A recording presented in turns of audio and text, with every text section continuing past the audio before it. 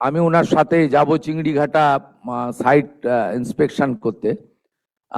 এগুলো একটা long pending, অনেক দিন ধরে পশ্চিমবঙ্গে রেলের সঙ্গে এই বিগত যে সরকার ছিল একটা যুদ্ধ ভাব, সেন্ট্রাল স্টেট রিলেশনটা এত খারাপ জায়গায় নিয়ে গেছিল, যার ফলে পশ্চিমবাংলার মানুষ আমাদের সবচেয়ে বিশ্বের জনপ্রিয় নেতা এবং ভারতবর্ষের প্রধানমন্ত্রী নরেন্দ্র মোদীজি, তিনি রেলওয়ে সেক্টরে যেভাবে উন্নয়ন করেছেন, রিফর্মস করেছেন এবং রেলকে যে জায়গায় নিয়ে গেছেন, তার টেস্ট থেকে, তার স্বাদ থেকে, তার সুযোগ থেকে আমাদের বাংলার অ্যাপ্রক্স 11 কোটি মানুষ কিন্তু বঞ্চিত হয়েছেন। আজকে আপনাদের খুব খুশির খবর যে আমাদের এই মিটিংয়ের যে আউটকাম হবে তাতে পশ্চিমবঙ্গে রেল সেক্টরে 1 লক্ষ কোটি টাকার বেশি काज হবে। ऑनरेबल एमआर माननीय अश्विनी वैष्णव जी मुझे कमिट किया है, ये पूरा रुपया रेडी है, 1 लाख करोड़ रुपया हम लोग तुरंत ये काम करूंगा। এতে 102টি নতুন আমাদের অমৃত ভারত স্টেশন মডার্নাইজেশন হবে, আধুনিক মানের হবে এবং 538টা ফ্লাইওভার এবং আন্ডারপাসেস হবে। ইটস এ গ্রেট অ্যাচিভমেন্ট, একটা বড় অপরচুনিটি আমাদের ছিল। আগের সরকার রেল দপ্তরের সঙ্গে কথা বলেনি, রেলওয়ে মিনিস্টারের সঙ্গে যোগাযোগ করেনি। অনারেবল রেলওয়ে মিনিস্টার অনেকবার দিদেন সিএম কে চিঠি করেছেন, রেল বোর্ড চিফ সেক্রেটারিকে চিঠি করেছেন, বাট দে নট রেসপন্ডেড, মানে ওরা কোঅপারেট করেনি, চিঠির উত্তর পর্যন্ত দেয়নি। 14,205 करोड़ रुपीस का बजट है 26-27 के लिए। अनफॉर्चुनेटली अब तक जितना भी प्रयास करे टीएमसी की जो पूर्वतन सरकार थी उसमें काम के लिए परमिशन ही नहीं मिलती थी। भाई परमिशन तो देना दूर, ये हालत थी कुछ काम के लिए तो वो कोर्ट में चले गए थे। अपने कोलकाता मेट्रो का काम चिंगड़ीघाटा, वहां पे छोटा सा पैच, जैसा जैसा कोलकाता पुलिस ने हमको बताया वैसा वैसा हमने उसका डाइवर्जन का पूरा प्लानिंग कर दिया। उसके बावजूद भी परमिशन नहीं दिया। हाई कोर्ट ने डायरेक्शन दिया, हाई कोर्ट के डायरेक्शन को भी टीएमसी की सरकार ने माना नहीं। सुप्रीम कोर्ट गई टीएमसी की सरकार। किस लिए गई सुप्रीम कोर्ट टीएमसी की सरकार? कलकत्ता के निवासियों को मेट्रो का बेनिफिट न मिले, इसके लिए टीएमसी की सरकार सुप्रीम कोर्ट तक गई। ये था उनका काम करने का तरीका, ये था उनका सोचने का तरीका। मैंने पार्लियामेंट में खुल के बोला था कि टीएमसी विकास विरोधी है, और ये आज पश्चिम बंगाल की जनता ने प्रधानमंत्री श्री नरेंद्र मोदी जी के नेतृत्व में और शुभेंदु अधिकारी साहब की बहुत कर्मठ, बहुत ही मजबूत, बहुत ही एक जमीनी स्तर की संघर्ष के कारण और आप सबके संघर्ष के कारण आज जो एक परिवर्तन लाए, इस परिवर्तन में अब हमारी जिम्मेदारी बनती है कि हम बहुत अच्छी तरीके से जो प्रधानमंत्री जी ने पश्चिम बंगाल के लिए जो सपना देखा है उसको पूरा करें।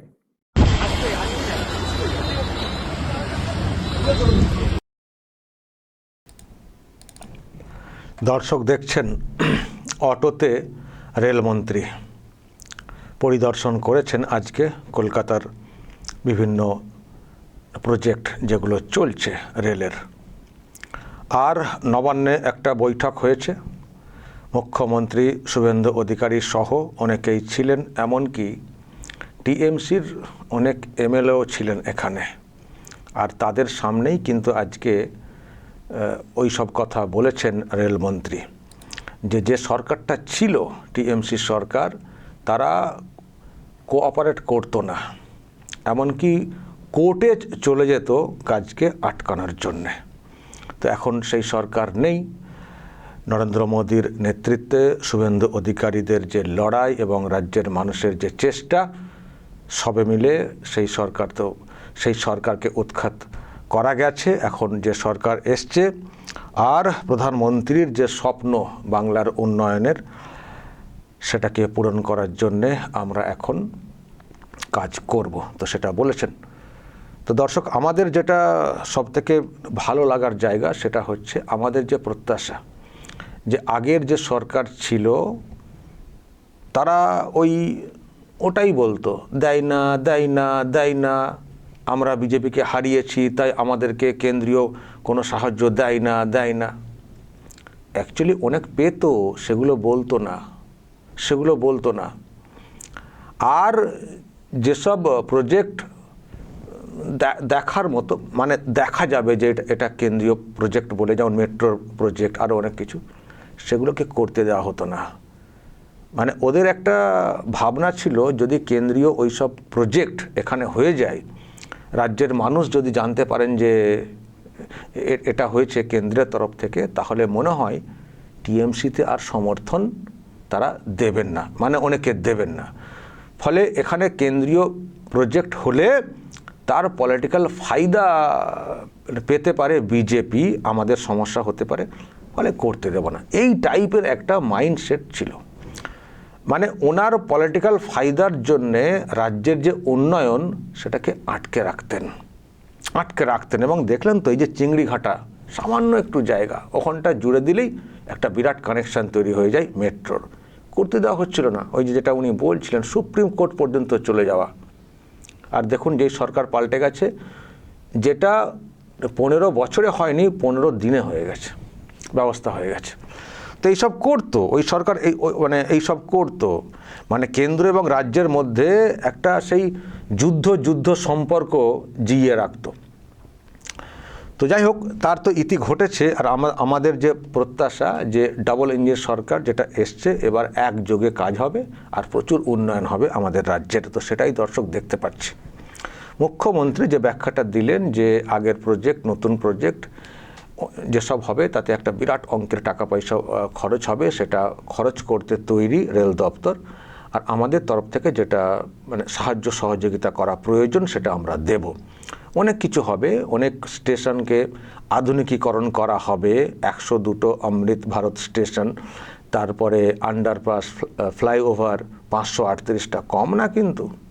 আর এইসব হয়ে গেলে দেখবেন রাজ্যে গতি কি বাড়ে, এই যে যানবাহন, রাস্তাঘাট ইত্যাদি ক্ষেত্রে কি গতি বাড়ে দেখবেন। এবং তার সঙ্গে আরও বলেছেন, আমি তো খানিকটা অংশ শোনালাম, এর সঙ্গে রেল কানেকশন আরও বৃদ্ধি করা, রেল লাইন পাতা, বিস্তার করা, অনেক আছে, একেবারে ঢেলে সাজানোর মতো একটা ব্যাপার। এটা চেষ্টা কিন্তু আগেও করেছে কেন্দ্রীয় সরকার, কিন্তু করতে দেওয়া হচ্ছিল না। তো যাই হোক, সেই দিন তো চলে গেছে। আমাদের কাছে খুবই সৌভাগ্যের একটা সময় এসছে, আমরা অনেক দিন পরে একটা ডাবল ইঞ্জিন সরকার পেয়েছি, যাদের সরকার রাজ্যে, তাদের সরকার কেন্দ্রে।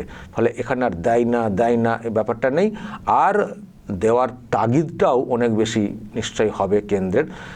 সব মিলিয়ে আমাদের রাজ্যের একটা বেনিফিট হবে।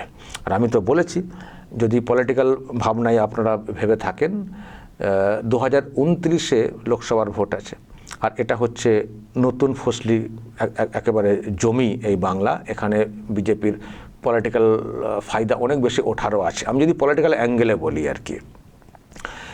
তো নিশ্চয়ই তাদেরও একটা তাগিদ জন্মাবে 29-এ এখান থেকে একটা বিরাট সংখ্যায় এমপি নেওয়া। তো আমাদের বক্তব্য, ওনারা পলিটিক্যালি ভেবে করুন আর যাই করুন, আমার রাজ্যের মঙ্গল হলে আমরা খুব খুশি। তো আমাদের কাছে একটা বিরাট মানে সুযোগ তৈরি হয়েছে, আমরা খুব সৌভাগ্যবান এই মুহূর্তে যে এমন একটা সরকার পেয়েছি। সেই সরকারটা আসাতে কেন্দ্র অনেক কিছু ভাবছে বাংলাটাকে নিয়ে, বাংলার উন্নয়নটাকে নিয়ে অনেক কিছু ভাবছে। এমনিতেই বাংলার প্রয়োজন, আর সেই সঙ্গে ওনাদেরও কোনো ইকুয়েশন থাকতে পারে, কিন্তু যাই হোক, যে ভাবনাতেই তারা ভেবে থাকুন না কেন যারা সরকার চালাচ্ছেন, যদি সেই সব কাজকর্মগুলো আমাদের বাংলাতে হয়, আমরা খুশি। আমরা অনেক দিন ধরে সত্যিই বঞ্চিত থাকার কারণ হচ্ছে কেন্দ্র বঞ্চনা করছিল সেটা না, যে সরকার ছিল তারা করতে দিচ্ছিল না। তো ফলে আমরা সত্যি অনেকটাই পিছিয়ে গেছি। অন্যান্য রাজ্যে কেন্দ্রীয় প্রজেক্ট যেভাবে সব হয়েছে, আমরা কিন্তু আমাদের রাজ্যে সেইভাবে পাইনি। শুধু রেল না, রেলের বাইরে আরও অনেক তো আছে না কেন্দ্রীয় প্রকল্প, সেগুলো সব হয়েছে। পাশের রাজ্য উড়িষ্যায় দেখুন, উড়িষ্যায় কিন্তু অন্য সরকার ছিল, তাতেও ওখানে যেসব প্রজেক্ট হয়েছে আমরা তার তার থেকে অনেক দিক দিয়ে আমরা পিছিয়ে ছিলাম। তো যাই হোক, এখন ডাবল ইঞ্জিন সরকার এসছে এবং একজন কর্মঠ প্রাণচঞ্চল মুখ্যমন্ত্রীকে আমরা পেয়েছি, যাকে দেখে আমরা ভরসা করতে পারি যে উনি কাজকে নিয়ে আসবেন। কেন্দ্রীয় নেতৃত্বের যেমন একটা তাগিদ আছে বা থাকবে, রাজ্যের মুখ্যমন্ত্রী হিসেবে শুভেন্দু অধিকারী তিনিও ওই টাইপের মানুষ যে কাজকে কীভাবে করিয়ে নেওয়া যায়। আর আমরাও বলেছি যে, আমি নিজের ক্ষেত্রে বলেছি, আপনারা অনেকে বলে থাকেন যে আপনি এবার কি করবেন, সরকার তো উল্টে গেছে, আপনার অবস্থান কী হবে। আমি বলেছি, এখনও বলতে চাই, আমার অবস্থান এটাই, সেটা হচ্ছে যে কিভাবে এই সরকারটাকে ইউজ করব, মানে কত বেশি একেবারে ইউজ করে নেব যতদিন পাবো। কারণ এই রকম সুযোগ কিন্তু আর আসবে না। ডাবল ইঞ্জিন সরকার, নিজস্ব টাকা আর কেন্দ্রের সাপোর্ট, তো এটাকে দিয়ে আমাদের বাংলার যে এখন ক্ষত পরিস্থিতি সেটাকে বাগাতে হবে না, তো সেজন্য এটাকে ইউজ করতে হবে। একটা সরকার চেঞ্জ হয়েছে, আমি কাল থেকে আবার এর সরকারকেও চেঞ্জ করার কথা বলবো, তাহলে তো আমার উদ্দেশ্য ভালো হবে না, তাহলে আমার কোথাও একটা সেই মানে একটা পলিটিক্যাল ন্যারেটিভ তৈরি করার ভাবনা হয়ে যাবে। আমি তো বলেছি, আমরা যেমন কাজ করি সাংবাদিক হিসেবে, তিনি আমাদের একটা দায় থাকে এই বাংলার উন্নতি ঘটানো। আর আমি তো পরিষ্কার বলেই দিয়েছি, আগে বলে দিয়েছিলাম যে আমি কিন্তু পরিবর্তনপন্থী। পরিবর্তন কেন চেয়েছিলাম না, রাজ্যটার যে হাল করে দিচ্ছে ওই সরকারটা চলতে পারে না, একে হঠাৎই হবে, আর ওকে দিয়ে কিছু হবে না। আমরা প্রথম দিকে ওদের ভুল শুধরানোর চেষ্টা করেছিলাম, প্রথম দিকে কিন্তু পরিবর্তনের ডাকটা দিইনি, প্রথম দিকে ভুল শুধরানোর চেষ্টা করেছিলাম। পরে বুঝলাম এ বেকার, এর ভুল শুধরানো যাবে না, এর নিজের ভুল নিজে বুঝতেই পারে না, তো শুধরাবে কি। অত্যন্ত অহংকারী, কারো মতামত পরামর্শ নেন না মুখ্যমন্ত্রী, বলে একে দিয়ে কিছু কাজ হবে না, ওকে উল্টে দাও। তো উল্টে দিয়েছে মানে আমাদের কাজ শুধু সরকার উল্টানো না, আমাদের কাজ হচ্ছে রাজ্যের যে মানে বেহাল দশা হয়ে গেছিল সেটাকে সেই অবস্থার পরিবর্তন ঘটানো। তো আমরা যখন ওকে উল্টে দিয়ে একটা সরকার পেয়েছি, তো আমরা চেষ্টা করব না এই সরকারটাকে মানে কতটা ইউজ করা যায়, বা এই সরকারটাকে দিয়ে আমাদের যে মানে যেগুলো দরকার সেগুলো পূরণ করা যায় কিনা সেই চেষ্টাটা করব না, তার আগে আবার উল্টে দেওয়ার ডাক দেবো, তাহলে সেটা কাজের কাজ হবে না। তো সেই জন্য আমার এই মুহূর্তে যা অবস্থান, রাজ্যের যেসব দরকার, যেসব জিনিস সেগুলো সরকারের নজরে এনে সেগুলোকে করে নেওয়া বা গুছিয়ে নেওয়া।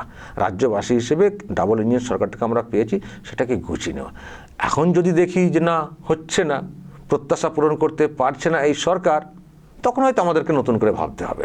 কিন্তু আজকে থেকেই ভাবা, দুদিন পর থেকেই ভাবা এটা না, একটু সময় অবশ্যই দিতে হবে। তবে আমার কোথাও একটা প্রত্যাশা আছে, আবারও বলছি, মুখ্যমন্ত্রীকে যেভাবে আমরা দেখছি, কর্মঠ মানুষ, আইনের প্রতিষ্ঠা করার জন্য যেভাবে লড়ছেন এবং উন্নয়নের কাজকর্ম নিয়ে যেভাবে লড়ছেন, এবং রেলমন্ত্রী এসে যেভাবে ওনাদের কথা ব্যক্ত করছেন, আরও দেখবেন কেন্দ্রীয় মন্ত্রী যারা আছেন তারাও মানে ইনি এসে যে পরিবেশ লক্ষ্য করছেন বা যে উনি যে আশা করছেন কাজ করার ক্ষেত্রে, নিশ্চয়ই ওনারাও সেই আশা তারাও প্রকাশ করবেন বা এখানে কাজ করার তারাও ভাববেন যে পরিবেশটা তৈরি হয়েছে। ফলে যদি তারা এইভাবে চান, বিভিন্ন মন্ত্রক যদি চায়, তো আমাদের রাজ্যের বিরাট ভালো হবে। এটাই তো আমরা চেয়েছিলাম, যে কেন্দ্র রাজ্য একসঙ্গে কাজ করুক। আমরা আজকে ডাবল ইঞ্জিন এসেছে বলে আমরা আরও বেশি খুশি হচ্ছি, বিরোধের জায়গাটা থাকবে না বলে। কিন্তু সিঙ্গেল ইঞ্জিন থাকলেও আমরা কিন্তু ওটাই আশা করতাম যে সিঙ্গেল ইঞ্জিন হোক, যাই হোক, ভোটের সময় তোমরা যা করার করবে, কিন্তু উন্নয়নমূলক কাজকর্মে বাধা দেবে না। কিন্তু ওরা শুনতো না, ওরা সিঙ্গেল ইঞ্জিন মানে সবসময় পলিটিক্যাল একটা তৈরি করতো। আমরা টিএমসি, ওরা বিজেপি, ফলে ওদের কাজ আমরা করতে দেবো না। মেট্রোর কাজ থেকে শুরু করে কিছু করতে দিত না। আবার যেগুলোকে একেবারে আটকে রাখতে পারতো না, তার আবার ক্ষীর খাওয়ার জন্য কোনো না কোনো একটা লিঙ্ক তৈরি করে ফেলতেন। আমি অমুক সালে এটার ঘোষণা করেছিলাম, আমি তমুক সালে এর শিলাটা পুঁতে এসেছিলাম। শিলা পুতলি হয়ে গেল, ঘোষণা করে দিলেই হয়ে গেল, যারা করছেন তাদের কোনো ক্রেডিট নেই। উনি সেটা আবার ক্ষীর খাওয়ার চেষ্টা করেছেন। দেখবেন রেলের মানে এই বাংলাতে আমার তো কানে শোনা যতগুলো রেলের প্রজেক্ট হয়েছে, একটাও আমি ওনাকে বলতে শুনিনি যে এটা রেল নিজে, মানে আমার পরবর্তী সময়ে এই ভাবনাতে এসছে যে রেলের যে প্রজেক্টই হোক না কেন, উনি ওটাই বলতেন আমি করে এসেছিলাম। জানি না উনি কত কি করে এসেছিলেন, কত পয়দা করে দিয়ে এসেছিলেন কে জানে। আর পয়দা করে দিয়ে এলেই মনে হচ্ছে সব হয়ে গেল, যারা করছেন তাদের কোনো ক্রেডিট নেই। তো যাই হোক দর্শক, ওনার পাঠ চুকে গেছে, নতুন একটা পর্বে আমরা ঢুকে পড়েছি, এখন ভালো কাজ হবে এটুকু আমরা আশা করি। আর রেলমন্ত্রী যেভাবে একেবারে মাটির মানুষ হয়ে ঘোরেন, দেখেছেন আপনারা এর আগে যে দুর্ঘটনা ঘটেছিল আমাদের রাজ্যে, ওনার চোখে যে জল দেখেছিলাম, তারপরে এখন অটোয় করে আজকে ঘুরেছেন, মুখ্যমন্ত্রীও সব বিভিন্ন জায়গায় ঘুরছেন, সাথে থাকছেন।